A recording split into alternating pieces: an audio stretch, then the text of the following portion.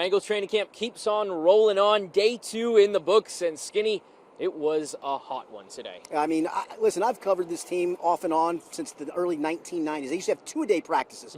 Yes, 2 times a day they would practice back in the 90s in Wilmington, Ohio, and I'm not sure I've been at a hotter practice. I mean, it was just a roaster from the start to finish. Thank goodness Zach Taylor moved these practices in the morning. I can't imagine what it would have been like at 2:30, 2:45 this afternoon dealing with this heat. It would have been brutal.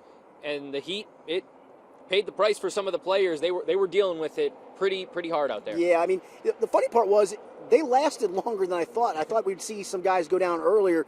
Josh Newton was the first to go. All of a sudden he goes to the sideline, bends over, and you can see he is just throwing up whatever he's in his system. You know, guys are told to kind of overhydrate, and he probably did overhydrate, and the heat got to him. Miles Murphy cramped up a little bit. We saw some fisticuffs, too. We saw nothing major. Cam Sample and Ted Karras squared off. Jackson Kirkland threw somebody to the ground. There was a big melee there. It was at the point of practice where it was almost over. The heat's getting to everybody. Everybody's had enough of everybody else. There's been enough pushing and shoving, and so that's what happens. And then the one that's probably concerning a little bit was T. Higgins. You saw him getting his hamstring stretched out kind of late in practice. They had another couple of team sessions after that he did not participate in. Now, he stayed out there, had his helmet on top of his head, but then I watched him in the locker room afterwards, and he was limping around a little bit. You wouldn't be concerned with it except for the fact that this is a guy who's dealt with hamstring injuries in his career, almost like clockwork consistently.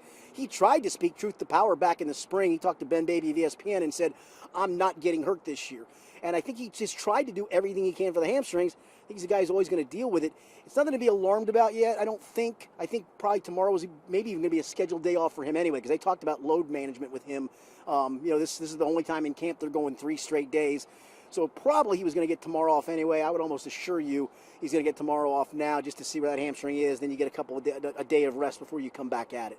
And he's a guy, like you said, he's dealt with it his whole career. We saw him with the Hill last year. That was the big story with him going up that. Hasn't really played the full season, and the heat probably didn't help that at all. Someone that was not fazed by this heat today, Joe Burrow, he was dicing up the defense on day 2 after a day 1 where, like you said, after practice, the defense won the day on day 1. I mean, he's Joe Cool. How's he going to be bothered by the heat? Yeah, he was a different Joe Burrow today. Everybody's going to talk about the deep ball and the highlight of that to T. Higgins, and it was a beautiful ball. Those are always fun to watch. But really, the 2 throws for me, threw a back shoulder to Jermaine Burton that Jermaine made a good play on. It was a contested ball, but you couldn't have put the ball any better. And then one where he feathered a touch on an out route to Jamar Chase. Oren Burks got probably the proper depth, and it just went over his fingertip. The cornerback, Cam Taylor-Britt, was kind of bracketing him behind, and that throw had to be picture perfect, and it was right there on the money.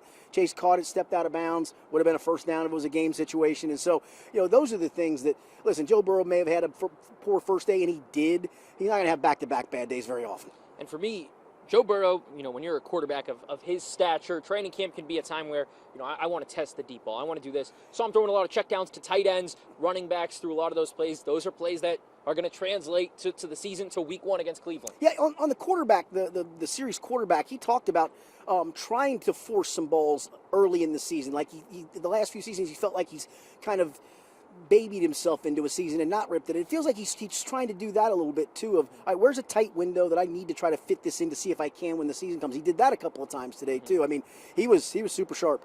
And another thing that was sharp today, the offensive line. They've looked good under Scott Peters so far.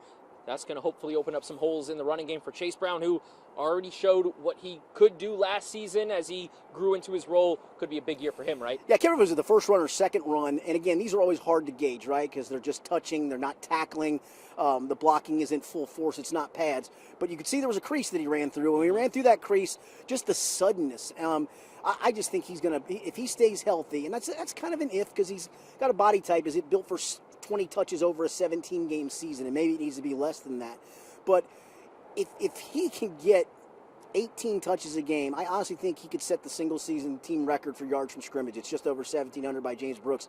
He would have had that last year on an average basis of the last 8 games that he started. So, he just looks special. And I'll be honest, Taj Brooks has got some quicks to him, too. He had a second good run, not quite the same as Chase Brown's run was, but I'll tell you, he's got some burst as well, and that's a nice extra guy to have. And he can pack a punch, too, back there as well, so that'll be a great addition in that offense.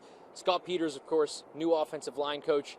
He's got the MMA, jiu-jitsu background. We've seen him really hands-on. Was talking to Orlando Brown after practice, and he said it's been really fun to work with him and the different techniques that he can bring. if this offensive line can just be a middle of the pack, not even a top 10, how good can this offense be? Extraordinary, because, listen, you've got the two main weapons on the outside. You got arguably the best wide receiver in the NFL and a guy who's a good 1A. Mike Gesicki is now in the second year in this offense, and you saw him as last season progressed. He became a pretty big part of this offense. And then, oh, by the way, you got the running back I just mentioned that if he stays healthy could maybe be the all-time single-season record holder for yards from scrimmage. And that doesn't even take into account, does Jermaine Burton take a step forward? Does Andre Yoshivach take a step forward? If this offensive line does what it needs to do and holds up, this offense is going to be off the charts. It's going to be fun to watch another year where could be another record-breaking season, just like Joe Burrow last year, Jamar Chase last season. And I'll tell you what, they're not practicing in the afternoons, and there may have been some concerns about are they going to be ready for the heat in September.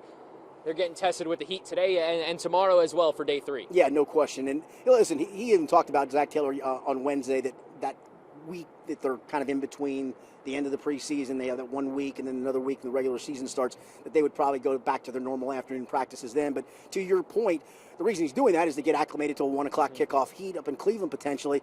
Man, if you get more mornings like this, you're going to be acclimated already. So, I think we're going to get to your point. We're going to get another one tomorrow, and we'll see how it holds up, and we'll see if we get any more skirmishes, because you probably will. This is day 3 of colliding against each other. It started at the end of this practice. It may start earlier tomorrow. So after day 1, Skinny, I asked you your top performer. I think I know who you're going to say today, but let's hear it. Who was your best performer on day 2 of Bengals training camp? It was Joe Burrow. Yep. But I got to tell you, I got to give one shout out here to cornerback DJ Turner. He's the one that got beat on the T. Higgins deep ball. On the very next pass, he tried to throw a back shoulder to Andre Yoshivach, and he got a hand in there and did a great job to fight and break that up. That's called a bounce back play, right, man? Corners are going to get beat in this league. You're only as good as your next play. And the next play, literally the very next play, he came up with a pass breakup. So I'll give a little special mention to him for that bounce back play. That's an under-the-radar play, and I was actually talking to Andre Yoshivach in the locker room, and he said there was a back shoulder throw that he should have had. That's the one, just Great defense by DJ Turner on that play.